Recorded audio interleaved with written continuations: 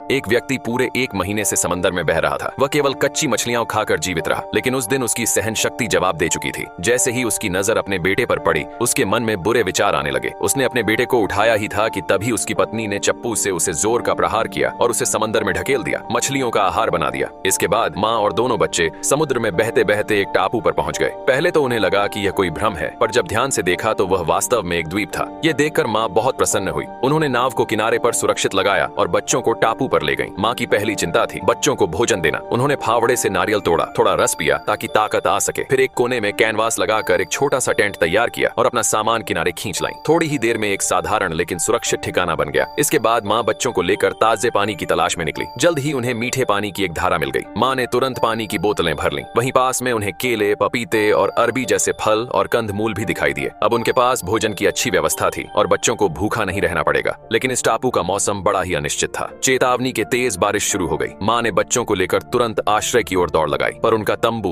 बारिश में बेकार साबित हुआ। मजबूरी में माँ ने बच्चों को कंबल में लपेट दिया और स्वयं बारिश में भीगती रहीं। बारिश रुकने के बाद उन्होंने देखा कि उनका टेंट पूरी तरह अस्त व्यस्त हो गया था। माँ समझ गईं कि अब उन्हें एक मजबूत आश्रय की जरूरत है। तभी बेटे ने पुकारा, माँ। माँ ने मुड़कर देखा कि पास ही एक लकड़ी का पुराना केबिन था। वह खुशी खुशी वहाँ पहुंची। देखने पर पता चला कि वह घर टूटा फूटा जरूर था, पर जरूरत की सारी चीजें मौजूद थीं। संभवतः किसी पुराने जहाज के यात्री द्वारा बनाया गया था। थोड़ी सफाई और मरम्मत से वह एक सुरक्षित घर बन सकता था। धीरे धीरे माँ ने मछली पकड़ने के भाले बनाना सीख लिया और बच्चों के लिए स्वादिष्ट भुनी हुई मछली पकाने लगी। दोनों बच्चों ने टापू पर कुछ नए मित्र भी बना लिए। ये छोटा सा परिवार अब शांत और खुशहाल जीवन जीने लगा। समय बीतता गया और बच्चे बड़े होते गए। अब वे पूरी तरह से टापू की जीवन शैली में ढल चुके थे। एक दिन उन्होंने अपनी नाव को एक मूंगे की चट्टान से बांधा और मछली पकड़ने चले गए। उन्हें पता नहीं था कि रस्सी ढीली हो जाएगी। नाव लहरों के साथ बह गई और तभी पानी में एक शार्क भी दिखाई दी। वे दोनों डरकर ऊंची चट्टान पर चढ़ गए। शाम तक छोटे भाई ने एक बड़ी मछली पकड़ी और उसे दूर फेंक दिया। शार्क मछली खून की गंध पाकर उस ओर चली गई और बच्चे सुरक्षित किनारे लौट आए। जब माँ को यह बात पता चली तो वह बहुत नाराज हुई और उन्हें चेतावनी दी कि सूर्यास्त से पहले घर लौट आया करें, क्योंकि रात को किनारा बहुत खतरनाक होता है। फिर एक दिन एक भयंकर तूफान आया जिससे उनका लकड़ी का घर भी ढह गया। बच्चों को भीगने से बचाने के लिए माँ अकेले ही छत की मरम्मत करने चली गई। लेकिन इस प्रयास में उन्हें तेज जुकाम हो गया, जो धीरे धीरे गंभीर बीमारी में बदल गया। वह बिस्तर से उठ नहीं सकी। अपने अंतिम समय में उन्होंने बच्चों से कहा कि वे एक दूसरे से प्रेम करें, हमेशा एक दूसरे की मदद करें और हिम्मत से जीवन जीते रहें। उन्होंने यह भी बताया कि भले ही जॉन को गोद लिया गया था, पर उन्होंने हमेशा उसे अपने सगे बेटे की तरह ही माना। अंतिम बार माँ ने अपने बेटे को गले लगाकर विदाई ली।